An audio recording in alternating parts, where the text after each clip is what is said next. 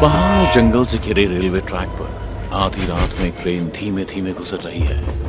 पूरनमासी के चांद की चांदनी से आसपास का पूरा इलाका ट्रेन से देखने पर चमकता हुआ नजर आ रहा था।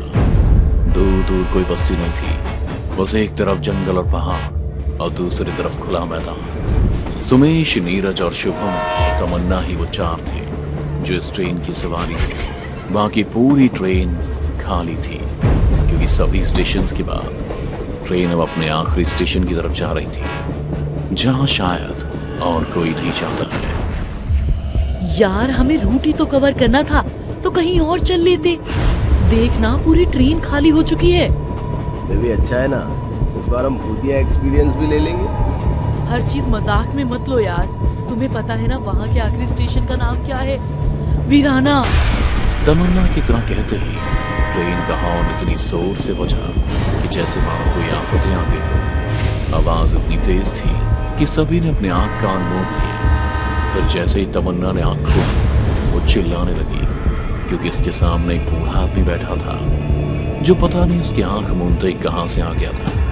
अभी अभी जो नाम लिया तुमने, उसे दोबारा मत लेना। क्यों चचा, अपनी जवानी याद आ गई क्या?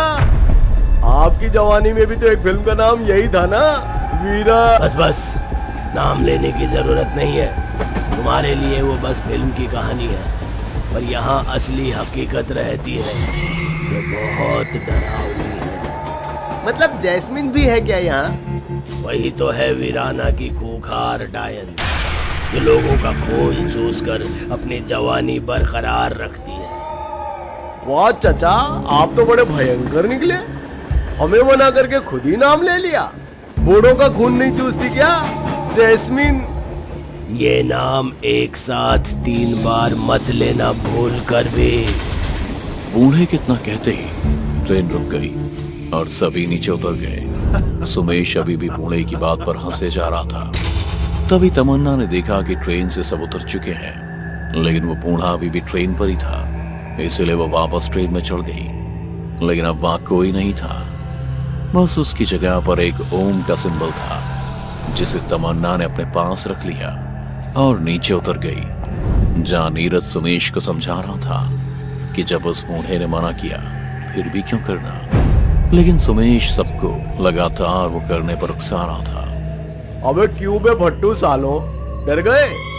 मैं करके दिखाऊं क्या? सुन बे, डरे नहीं है, बस तेरी तरह पड़ी हुई लेने की आदत नहीं है। बाकी तुझे जो करना है कर। किसने रोका है? नीरज का मजाक उड़ाते हुए सुमेश वही नाम चिल्लाने लगता है, वीराना, वीराना, वीराना। जैस्मिन, कहाँ हो तुम डार्लिंग?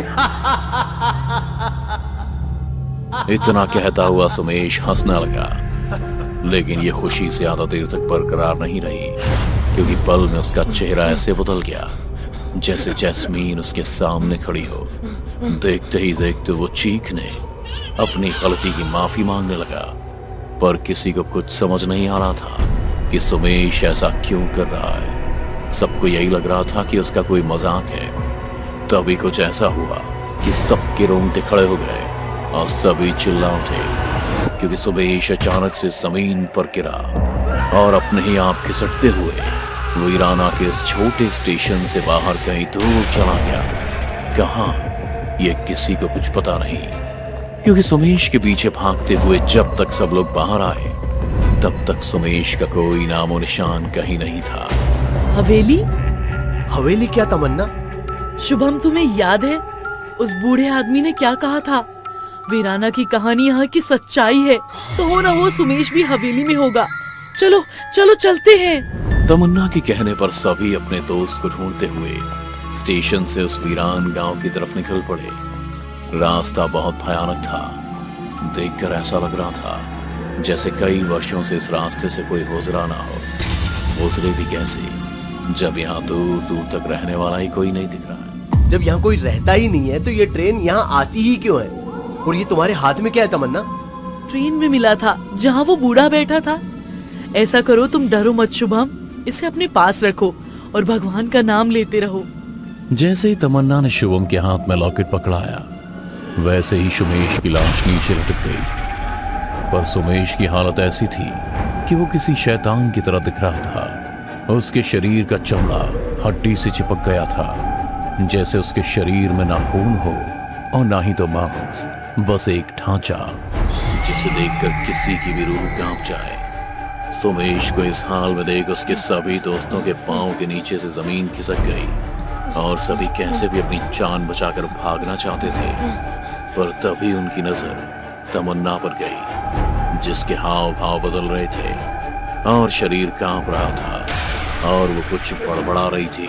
तमन्ना, हमें यहाँ से निकलना होगा अभी। तुम सुन भी रही हो या नहीं? इतना कहते हुए शुभम ने जैसे ही उसे हाथ लगाया, वो चीख पड़ी और दूर हट गई। शुभम को समझ नहीं आया कि ऐसा क्यों हुआ, इसलिए उसने दोबारा से हाथ आगे बढ़ाया और तमन्ना फिर से चीख पड़ी। शुभम ने देखा कि उसके हाथ में रखे ओम से वो डर रही थी। नीरज इतना डर गया कि सबको छोड़कर भाग जाना चाहता था, लेकिन शुभम ये समझ गया था कि अकेले रहकर उस डायन से नहीं जीता जा सकता है जो तमन्ना के ऊपर हावी हो गई है।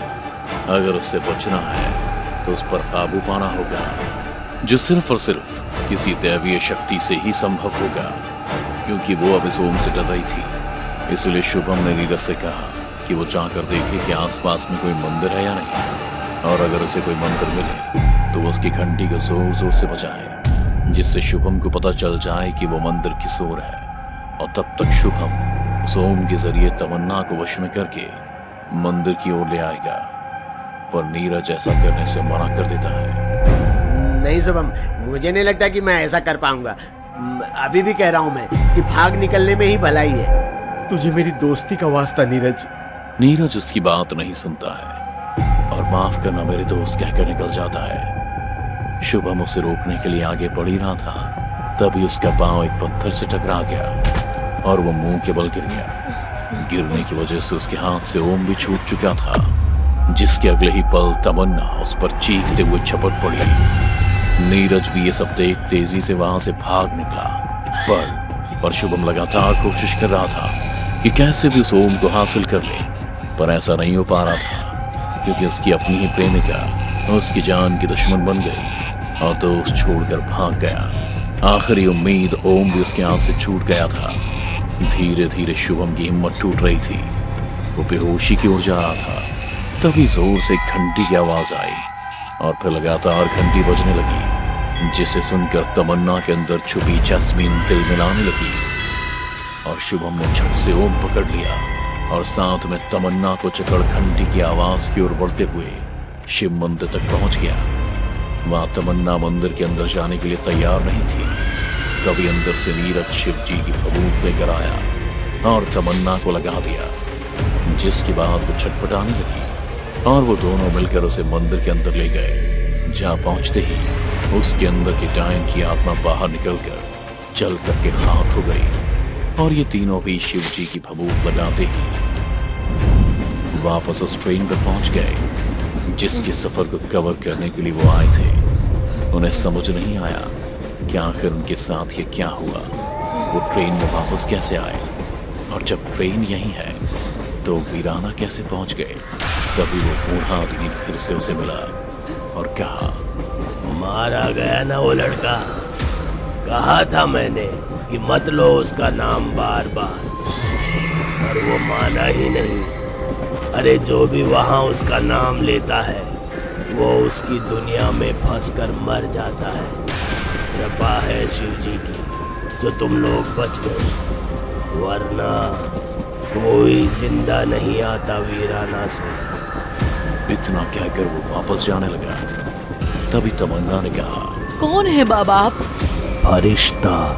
इतना कहते ही वो झटके में एक तेज लाइट के साथ गायब हो गया। आखिर कौन था वो बूढ़ा आदमी? ये सवाल उन सब के लिए एक रहस्य ही रह गया और शायद आपके लिए भी।